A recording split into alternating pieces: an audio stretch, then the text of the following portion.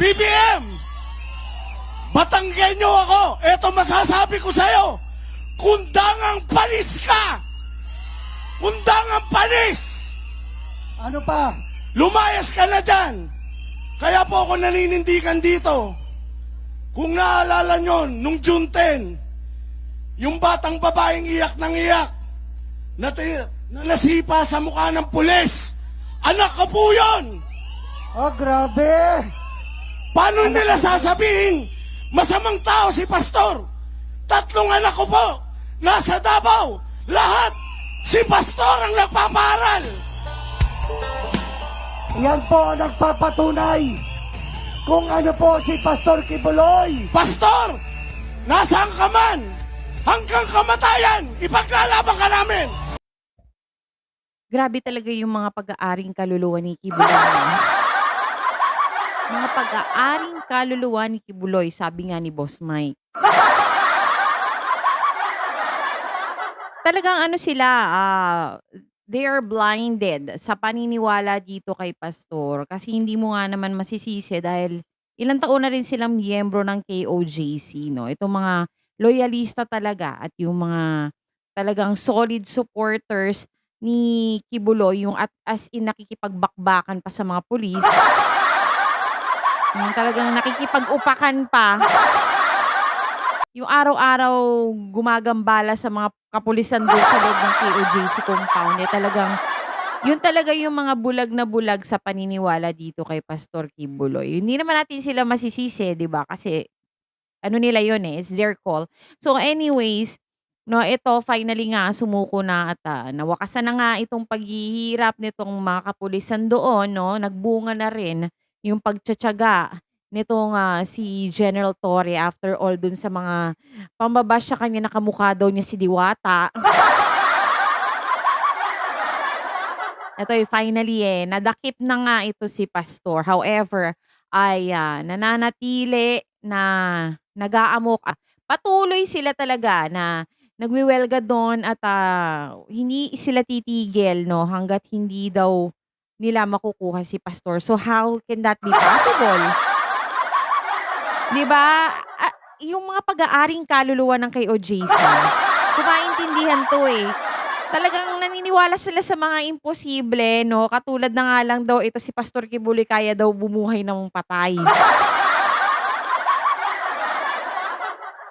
'Di ba? Sa bagay kasi napatunayan 'to ni Pastor Kibuloy na yung mga sinasabi daw niya ay nagkakaroon ng katotohanan dun nga kay Vice Ganda kung natatandaan niyo 'to. Ang galing tsumamba. 'Di ba? Ay kaya alam na pala niya 'yon nung panahon na 'yon dahil nga kakuntsaba niya may kakuntsaba siya sa politika, kaibigan niya si Duterte. 'Di ba? So alam na niya yung mga mangyayari nung mga panahon na 'yon. Hmm. So, seryoso naman tayo 'no. Sa ito nga at talagang nakakaawa itong mga followers ni Kibuloy na talagang nabulag na ng tuluyan dito kay Pastor. Hindi natin alam kung, during the preachings or during the mass na kino-conduct nito ni Pastor kung ano ba yung mga sinasabi niya, kung paano niya nabibilog yung mga ulo nitong mga 'to. I saw this one video sa TikTok wherein etong si Pastor Kibuloy, nananakot pa ng mga tao. Sabi ba naman niyang gano'n, kapagka daw ano, hindi daw lumipat ng pananalig 'no at, may kalalagyan daw 'no, dahil siya daw ay anak ng Diyos at parang mga gano'ng kinemerut. Mga sinasabi niya na siya daw yung, magpaparusa sa kung sino man daw ang lumabag sa utos. Totoo naman 'no, may kaparusahan naman talagang kapalit. Lahat ng mga ginagawa mong kamalian at, labag sa utos ng Diyos.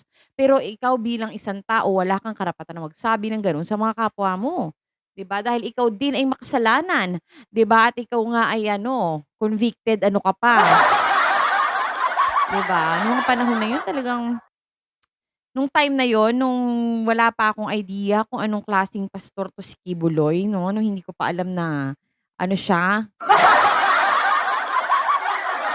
na siya ay isang anyaker. Hindi ko pa alam 'no, na na merong mga gano'ng kasong kinakaharap 'to si Kibuloy 'no, ay medyo bumibilib ako sa kanya 'no, kasi uto-uto pa ako nung panahon na yun.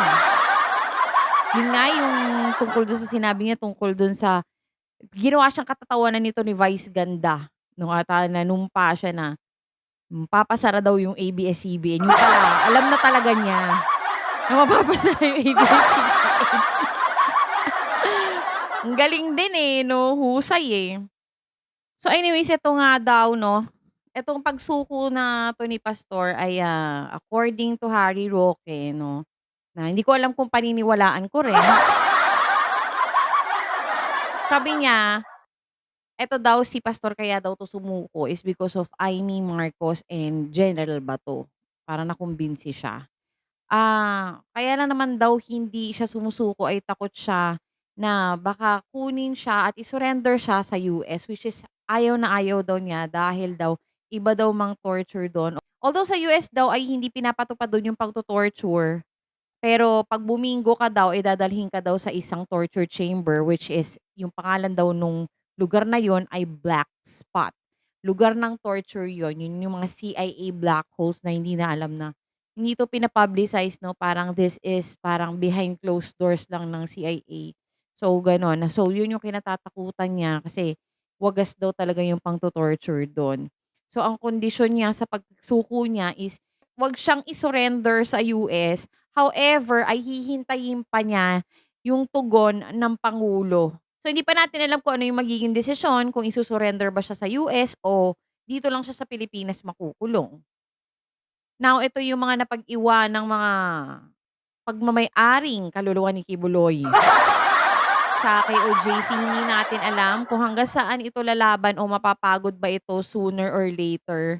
No, kasi talagang pinaglalaban nila na siguro sa kanila mabait si pastor dahil nga pag-aaring kaluluwa nga sila ni Kibuloy. Paulit-ulit ako 'no.